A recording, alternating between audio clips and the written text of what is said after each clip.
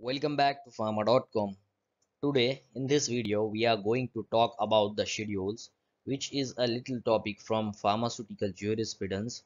So, before we start, let's motivate first with a little quote. You don't have to be great to start, but you have to start to be great. Let's move towards our topic. Let's talk about Schedule A. Pre-forma for the application of getting a license, issue and renewal of license for sending memoranda under the Act. जो हमको licence या फिर उसको licence को issue करवाना है या renewal करवाना है तो उससे पहले हमें एक फॉर्म भरना होता है। तो वो शेड्यूल ए के अंडर आता है।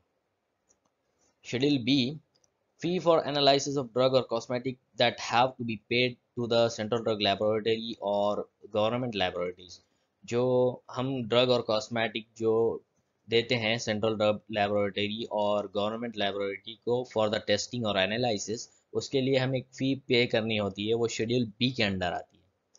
Schedule C, list of biological and immunological products like antibiotic, ophthalmic preparations, ointment, lotions and other products for parenteral use।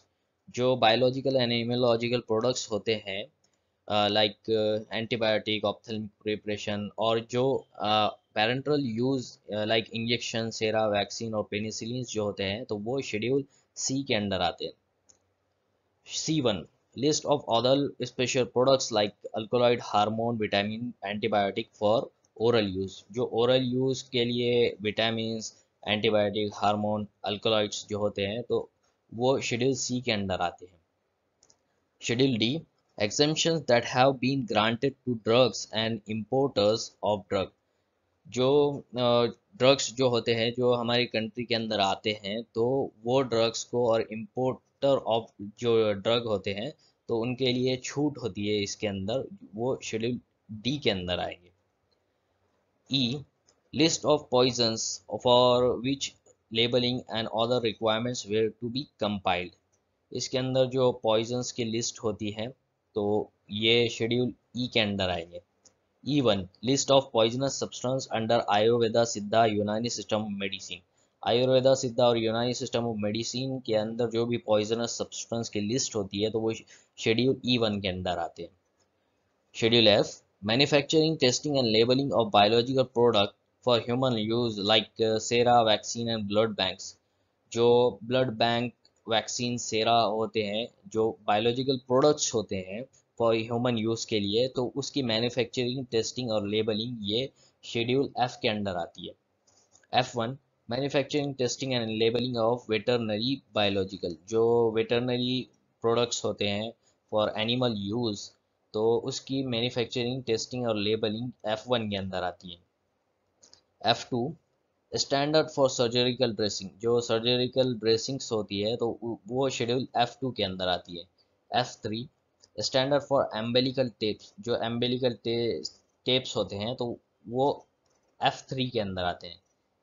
Schedule FF, standard for ophthalmic preparation. जो भी ऑप्थेल्मिक प्रिपरेशन होते हैं जो आई के लिए यूज़ करते हैं तो वो शेड्यूल FF के अंदर आते हैं।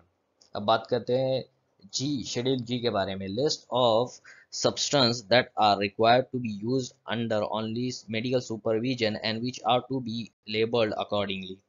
जो भी मेडिकल सुपरविजन के अंदर जो ड्रग दी जाती है वो शेड्यूल जी के अंदर आती है।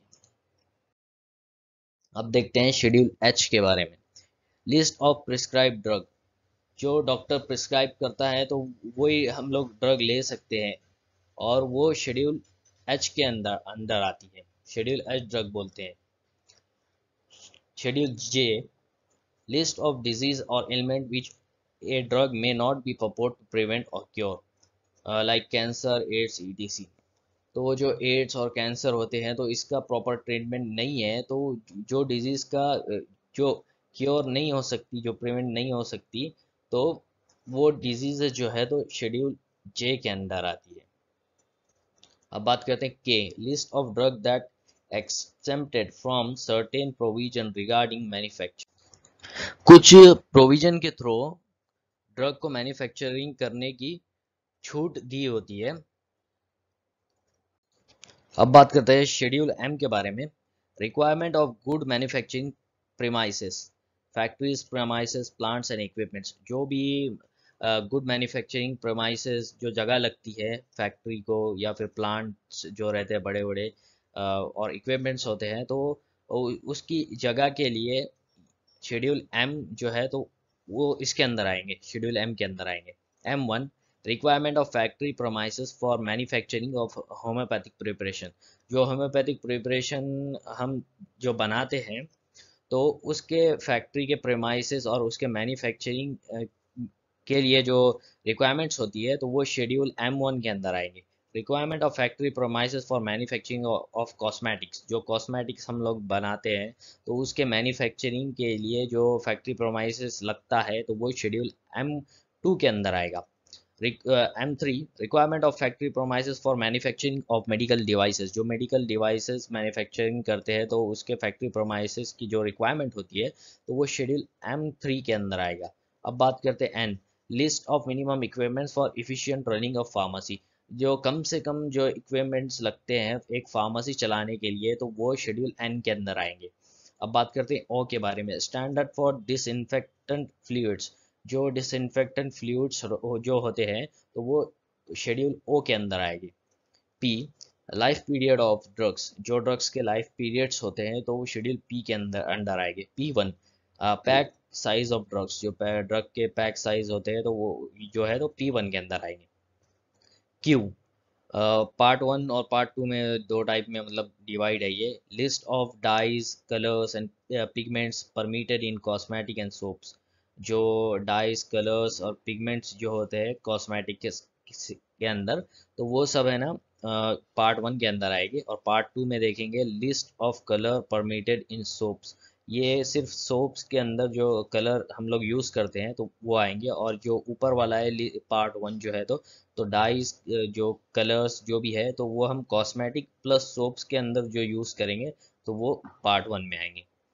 अब बात करते हैं आर, शेड्यूल आर के बारे में। Standard for condoms which are made up of rubber latex intended for single use and other medical mechanical contraceptives. जो मैकेनिकल कॉन्ट्रासेप्टिव्स होते हैं, जो रबर से बने हुए होते हैं, जो एक ही बार एक यूज के लिए बने होते हैं, तो वो सब शेड्यूल आर के अंदर आएंगे।